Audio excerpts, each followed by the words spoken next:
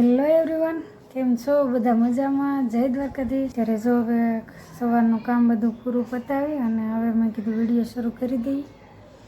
અને આજે છે ને મારે જ્યારે મેં રેગ્યુલર વિડીયો મૂકવાનું શરૂ કર્યું ને ત્યારે હમણાંથી એટલે કે એને છે ને આ અત્યારે જે મેં હાલમાં અત્યારે ઉતારું છું ને એ 30મો વિડીયો છે. એટલે કે મારે 1 મહિનો પૂરો થાય છે. તો આ મહિનો તો કેમ જો કે ખબર જ ન રહી. થોડુંક કેવરાવે કેમ કે ડેઈલી વિડીયો ઉતારવો અને એડિટિંગ કરીને અપલોડ કરવો, અને કેમ કે આપણે આદત ન હોય, કેમ કે હું રેગ્યુલર ન ક્યારે મૂકતી, અઠવાડિયે એકાદ વાર. અને આજે ઉતાર્યો હોય તો કાલે એડિટિંગ કરવું અથવા તો બીજા દિવસે કરવું, એવી રીતે કરતી. કહેવાય ને કે મને એક વિચાર આવ્યો કે હું છે ને સારામાં સારો યુટ્યુબર સૌરવ જોશીના વિડીયો હું બહુ જોઉં. તો એના મેં વિડીયો જોયા ને તો એને સ્ટાર્ટિંગ કેવી રીતે કરી અને કેવી રીતે એનો ગ્રોથ થયો ને એ બધું. તો એને છે ને શરૂઆતમાં આવી રીતે ચેલેન્જિંગ વિડીયો વધારે કે 21 દિવસના, પછી 1 મહિનાના, 90 દિવસ, 365 દિવસ, એવી રીતે કે કન્ટિન્યુ વિડીયો બનાવવાના એમ. અને એના લીધે જ તે ગ્રોથ થાય એવું એને તો મને એમ થયું કે લાવો મારે પણ છે ને આવી રીતે કરવું છે એમ. તો મેં કીધું મારે છે ને મહિનો નહીં, મારે તો ડાયરેક્ટ 90 દિવસ એટલે કે ટોટલ 3 મહિનાનો મેં ચેલેન્જ લીધો. તો એમાંથી જો મારે આજે 3 મહિનામાંથી 1 મહિનો પૂરો થશે. કહેવાય ને કે થોડુંક અઘરું તો છે, પણ કે આ છે ને મારે શોખનો વિષય છે. મને છે ને કેમેરા સામે બોલવું અને મારી જે હું જે પણ મારી ક્રિએટિવિટી છે ને મારે ગૂંથવાનું કે ભરવાનું, એને મને છે ને કેમેરા સામે લાવવું મને વધારે ગમે. અને એમાં મારે જે બનાવેલી વસ્તુઓ હું બધાને બતાવું અને એ વિડીયો બનાવી અને બધાને સમક્ષ રજૂ કરવું એ મને ગમે.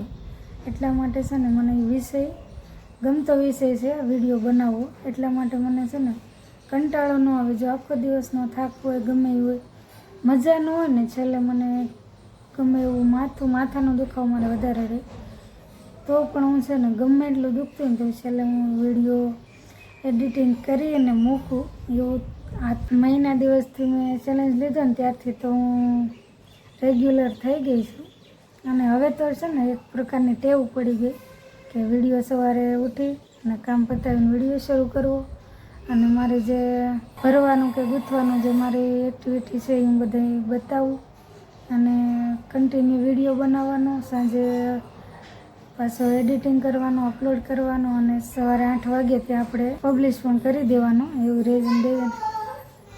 રેગ્યુલર જે વિડીયો બનાવવો. અને જો આવું તો અમારે શરૂ જ હોય કે વિડીયો ઉતારીએ એટલે જો છોકરાવાળા હોય એટલે જેને ઘરે નાના બાળકો હોય એને તો ખબર જ હશે, ફેમિલી અને હારે બાળક અને આપણે વ્લોગિંગ, તો બધું મેનેજ કરવું થોડુંક અઘરું પડી જાય. પણ અહીં લઈ જા, મારે ખોળામાં લઈ જા, વિડીયોમાં આવું ને તો થોડુંક કેવર આવે. પણ મારે છે ને હવે ડાઈ થતી જાય છે કે, અને એના લીધે થોડુંક વિડીયો ઉતારવાનું સારું રહે છે. અને આ બનાવી મમ્મીએ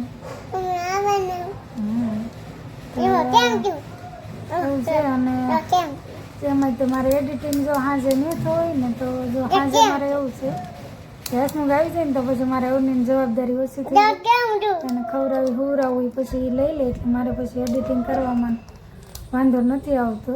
તો ફેમિલી સપોર્ટ હોય થોડો ઘણો એટલે વાંધો ન આવે. બાકી તો એકલા હાથે બધું ઘરકામ અને આપણે છોકરાને હાંસવું થોડુંક અઘરું થઈ જાય, પણ એટલું બધું મારે વાંધો નથી. એટલા માટે આ 30 દિવસ મારે સારી રીતે અને શાંતિથી વિડીયો ઉતાર્યા અને 30 વિડીયો અપલોડ થઈ જશે. તો આવો કંઈક અનુભવ હતો. અને હવે જો થોડુંક કંઈક ગૂંથવાનું લઈએ, નહીંતર હવે જો પછી બપોર થવા આવી જશે, કેમ કે 11 વાગી ગયા. હવે પછી અમે થોડું ઘણું ગૂંથશું. અને આજે છે ને વિચાર છે મારા પપ્પાને ત્યાં જવાનો, પણ કાંઈ નક્કી નથી. હવે જો ટાઈમ મળે તો હસમુખ મૂકવા આવે તો થાય એવું છે, કેમ કે તો મૂકવા આવશે તો જશે. હવે 2 દિવસથી વાત છે, કાલે જ આવું હતું, કાલે કાંઈ ટાઈમ ન મળે. આજે તો હસમુખ મૂકવા આવે ત્યારે થાય. તો હવે જોઈએ ક્યારે જઈએ. વિડીયોમાં બધા કન્ટિન્યુ રહેજો, ખબર પડી જાય છે હવે જાય કે ન જાય. પણ હવે આપણું જે કામ છે એ તો શરૂ કરીએ અત્યારમાં. પણ હવે ગૂંથવાનું લઉં કે થોડુંક છે ને આજ મારે મગ થોડા ખારા કરવાના પડ્યા. મેં કીધું એ સારા કરી નાખો, કેમ કે અમુક થોડોક કોક છે ને સડી ગયા છે, તો પછી હારા નહીં કરું ને તો બીજા બધા સડી જાય છે. એટલે મેં કીધું છે ને હારા કરી નાખો ને.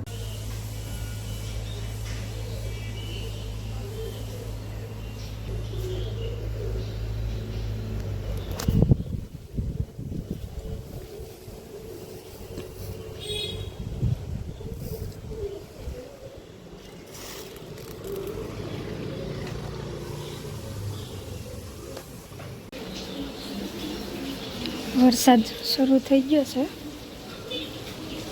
અને જવાનું હતું મારા પપ્પાને, પણ હવે જોઈએ. વાદળા હવે આગળ તો હજી છે જ તે, ઓછો પડે ને તો જઈશું. અત્યારે જ ધીમો પડી ગયો, ક્યાંય છાંટા નથી. પણ હવે જો 7:30 થવા આવી ગયા ને હજી કંઈ હસુને ફોન કર્યો પણ કાંઈ નક્કી નથી કે વહેલા આવવાનું થાય કે ન થાય. તો હવે પછી છે ને ભજીયાનો પ્રોગ્રામ બંધ રાખીએ અને જો શાક રોટલા બનાવવા મળ્યું છે, કેમ કે આજે વહેલા ભૂખ લાગી હતી. કેમ કે બપોરે આજ છે ને અમે થોડાક વહેલા જમી લીધા, નહીંતર તો 2-2:30 વાગી જતા. તો હવે જે રસોઈ બનાવી છે અને હવે ટાઈમ મળે ત્યારે ઠીક છે. હવે જ્યારે કેમ કે એકવાર ઠેલાઈ જાય ને એટલે પછી પાછું ક્યારે વારો આવે ને કાંઈ નક્કી ન હોય. હવે જોઈએ ક્યારે ભજીયાનો વારો આવે એમ. તો એનું હવે આપણે વિડીયો અત્યારે અહીંયા પૂરો કરીએ. અને આજનો વ્લોગ તમને કેવો લાગ્યો ખાસ કરીને કોમેન્ટ કરજો. અને મળશું નવા વિડીયોમાં. ત્યાં સુધી આવજો. બાય.